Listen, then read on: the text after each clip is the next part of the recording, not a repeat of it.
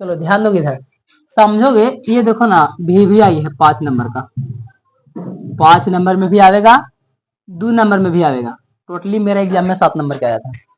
5 number में जब आएगा तो इसको पूरा लिख देना, जितना लिखा हुआ है पूरा।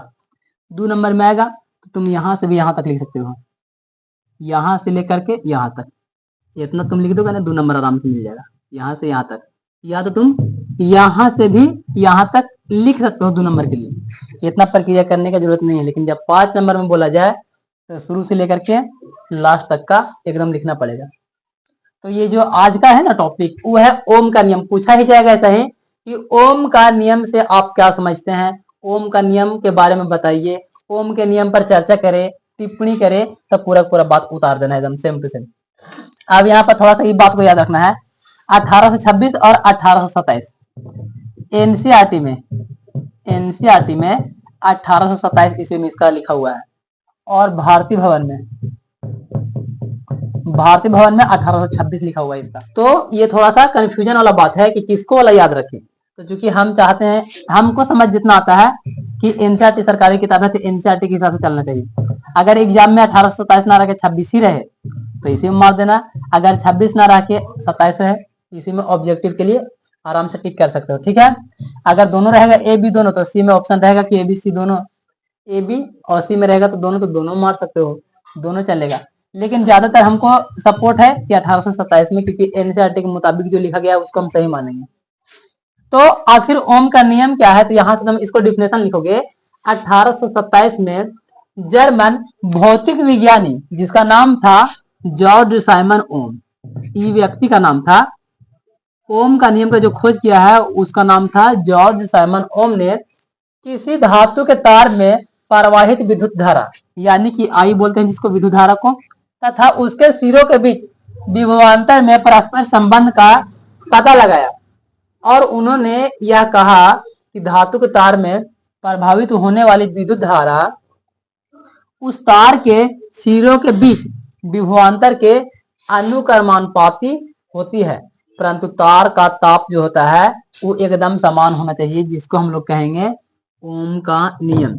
इसी को ही ओम का नियम कहा गया है।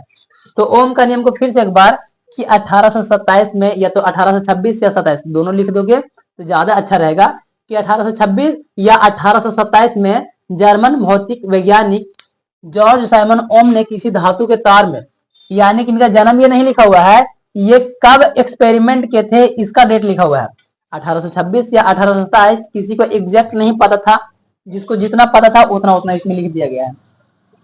तो जब तुम लिखना चाहोगे ना, तुम लिखना नहीं कि 1826 से 27 में, ये लिख दोगे ना, का दोनों बात क्लियर हो गया है।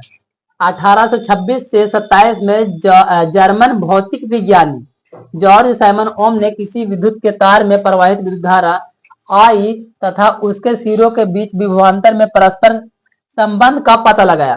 और इन्होंने कहा कि किसी धातु के तार में प्रवाहित होने वाली विद्युत धारा उस तार के सिरों के बीच विभवांतर के अनुक्रमानुपाती होता है, परंतु तार का जो ताप होता है वो समान रहना चाहिए, जिसको ओम का नियम कहा गया है। जो इतना बातें लिखा गया है उसी को यहाँ दूसरा शब्द में बहुत शॉर्ट में लिखा गया है। अगर मान लिया जाए कि कोई व्यक्ति 2 नंबर के लिए यहाँ से यहाँ तक पूरा लिख लिया है, और कोई व्यक्ति रहेगा ना कि ये वाला यहाँ से यहीं तक दर्शा देगा, और ये भी 2 नंबर में हो जाएगा। दर्शाने के ऊपर में डिपेंड पड़ता है, चाहे तो मतलब कि मौखिक रूप में उसको बोल दो या लिखित रूप में कुछ इसको दर्शा दिया जाए। तो दूसरे शब्दों में हम ओम के नियम को क्या कह सकते हैं, वोल्ट के समानुपाती है। देखो आई विद्युत धारा, मतलब यहाँ पर क्या बोला था कि विभवांतर के परस्पर में, विद्युत धारा आई बोला था, और विभवांतर के परस्पर में संबंध का पता लगाया जाता है। यहाँ पर संबंध हो रहा है, भी के साथ में समानुपाती आई हो रहा है, यहाँ संबंध बता रहा है। इसी को हम लिख सकते हैं भी बटा आई बराबर में, यहाँ एक नियतांक माना जा सकता है क्योंकि यहाँ समानुपाती है।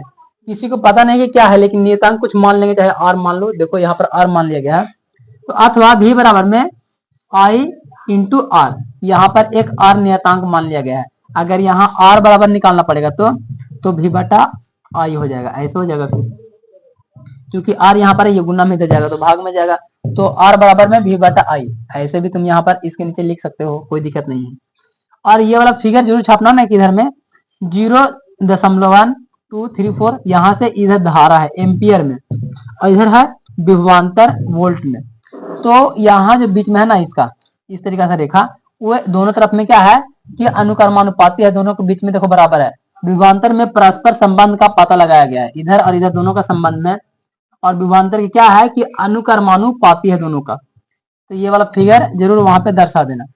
और यहाँ पे इस फिगर के बारे में ही लिखा गया है कि सरल रेखा ग्राफ में यह दर्शाया गया है कि जैसे जैसे तार में प्रवाहित विद्युत धारा बढ़ती है, विद्युत धारा देखो यहाँ पे धारा है, विद्युत धारा अगर बढ़ते जाएगा तो विभवांतर रेखिता बढ़ता जाएगा, तो विभवांतर भी क्या हो जाएगा, बढ़ते ही जाएगा। यही ओम का नियम है। अगर तुमको और शॉर्ट में लिखना है, ये वाला फिगर उतार देना, छाप देना और यहाँ से यहाँ तक लिख दोगे, ये भी ओम का नियम है। 2 नंबर में तुमको जितना भी याद रहेगा, इतना 5 नंबर में तुमको जो याद रहे तुम वही लिख दो। यहाँ से यहाँ तक लिखो, यहाँ से यहाँ तक लिखो, यहाँ से यहाँ तक लिखो और फिगर छाप दो, या तो फिर ये वाला लिख दो, तुम्हारा मर्जी। इतना सारा ऑप्शन में तुम कुछ भी लिखोगे, ये सब के सब ओम का नियम ही है। अब ओम का जो है ना देखो सिंबल कुछ इस तरीके से रहेगा, इस तरीके से रहेगा ऐसे। ये ओम का सिंबल है जो कि प्रतिरोध का SI मात्रक होता है। प्रतिरोध के बारे में अगला टॉपिक में देखेंगे। यह एक ग्रीक भाषा का शब्द है, जो ये लिखा हुआ है ना इस तरीके से, जिसको हम लोग ओम बोलते हैं।